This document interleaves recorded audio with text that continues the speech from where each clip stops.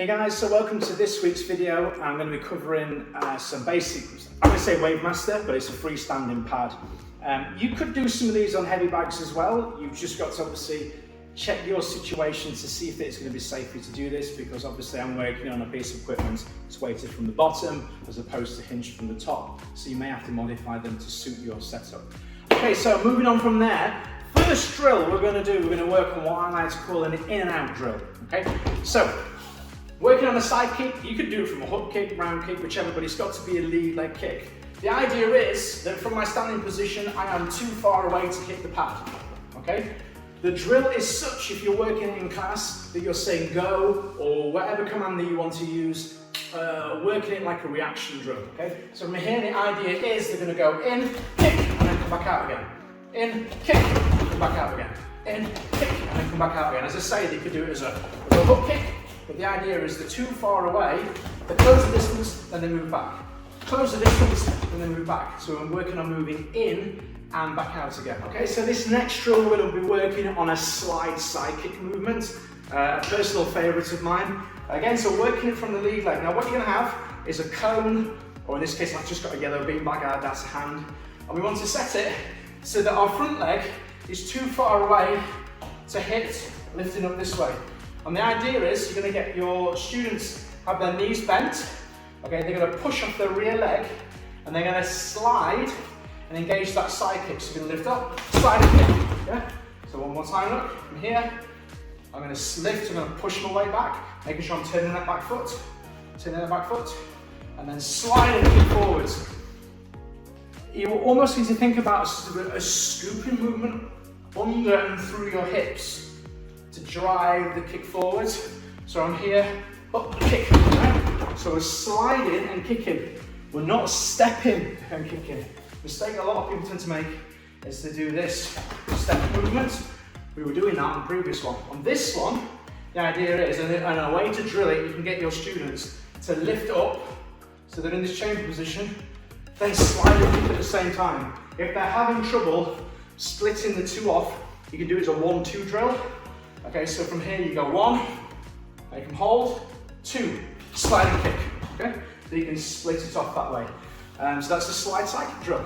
All right guys, so this next drill that we're gonna do is gonna be working distancing again, but the other way around, okay? So we're gonna be working a jump back kick from close. Now this was one of my favorite drills to practice back when I was a kid, except for back in the dark ages, we used to do this one practicing on the wall. I wouldn't overly recommend practicing it on a wall. In fact, I would flat out say, don't practice it on a wall.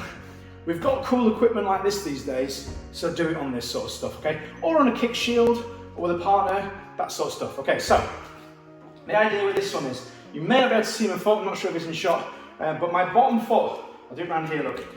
My foot is against the pad, so my lead leg, my foot is against the pad, so I can't get any closer, okay?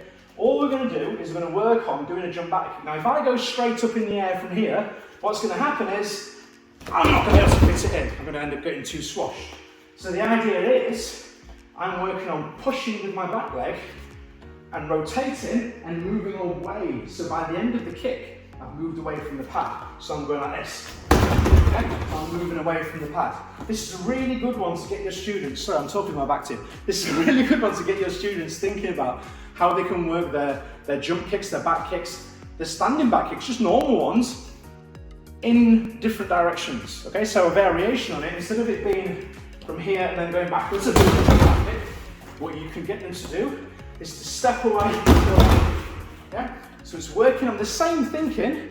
You're starting up against, right up against the pad, and then they're working on moving away and throwing their kick. You could change it to a hook kick, whatever kick you work really in your system, but the idea is you start up close and move away rather than moving back and in, which is what we tend to work most.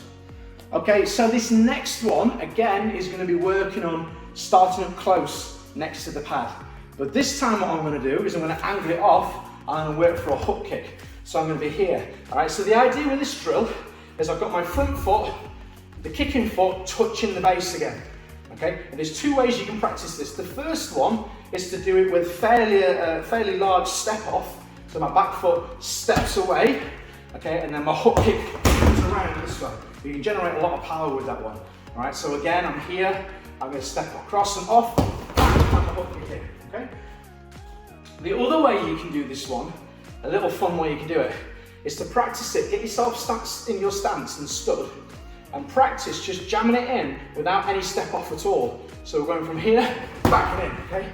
So from here, I'm in position, okay? And we're not doing any step off to reposition and move your hips around. It makes it harder to do, a little bit more of a challenge. So I'm stood right up. Imagine this is the person here. They're right in front of you, really up close, okay? You can't step that back foot away.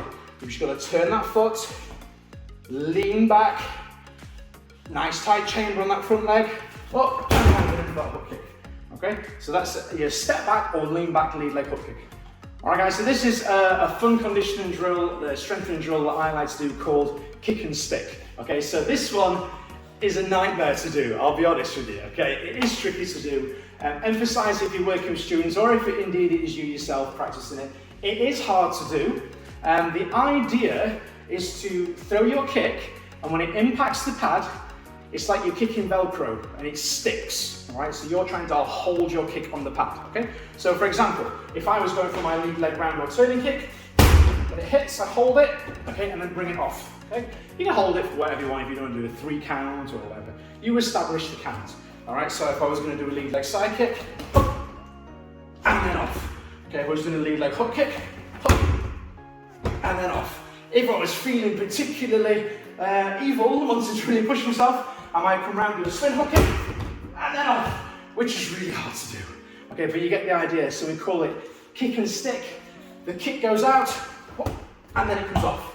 Okay, and again, you set the number. If you want to do, if you've got loads of these in your class, and you wanted to do it and do like a 5 count, it'd be really horrible to students, you could do that.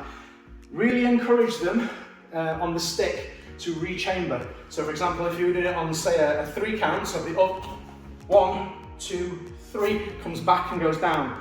You don't just suddenly flop, okay? Part of the end of the movement is the rechamber. So we're building up that good habit. Okay, so for this next one, no, I'm not going to juggle a load of sticks. I've just got some different things to show you as an example of things you could use. You've got these sticks that we tend to use for boxing. Okay, you can use those for that one. You can use some chopped up bits of insulation pipe stuff. You could do it with some blocker sticks, okay, bigger ones, small ones. Failing that, if you've not got any of those, you can do it using your hands, okay? Now, I don't actually have a partner to demonstrate this one, so I'm going to do it through the art of description, okay? So basically, what you're going to do is decide on what kicks you want to do, whether it's round kicks, turning kicks, hook kicks, side kicks, decide on the kick, all right? For argument's sake, I'm going to do round and turning kicks, depending on what you call them in your system. All right, so I'm going to have a lead and a lead and a rear, okay? So I've got my lead on this side, and then I've got my rear on this side, okay? Basically, the way the game works, if you imagine that I am now stood there, okay? So the other person is behind, okay? And what they're going to do is tap one leg or the other leg, okay? So let's imagine now I'm doing this now and they're back there, and I feel this tap on this leg, then I kick as soon as I feel that tap. If I feel the tap on this leg, then I kick as soon as I feel that tap.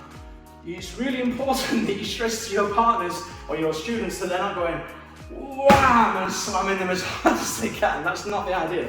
The idea is you're standing here and you go tap, tap, and as soon as they feel the tap on their leg, you kick out. So they feel the tap, as fast as they can. Obviously, you could change it, so you could have a tap, then feel a side kick. So obviously, if you go into the back of the leg, feel a side kick.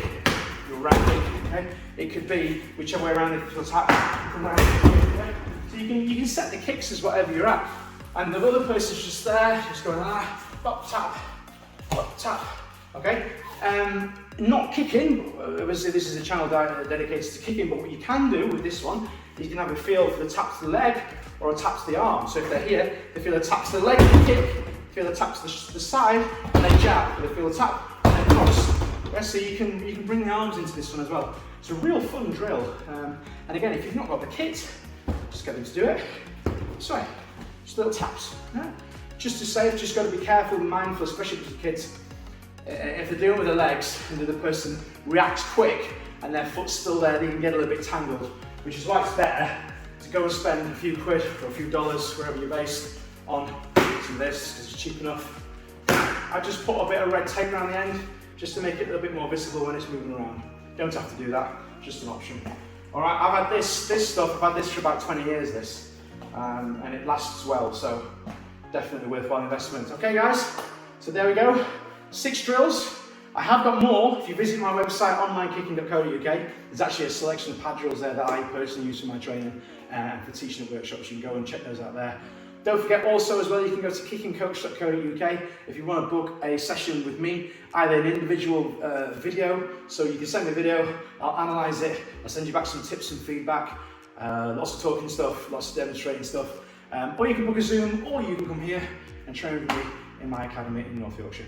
Alright guys, thanks as always for your support. Don't forget, like, comment, subscribe, share on Facebook, do all that cool stuff, because it really does help. Alright, thank you guys. Catch you on the next one.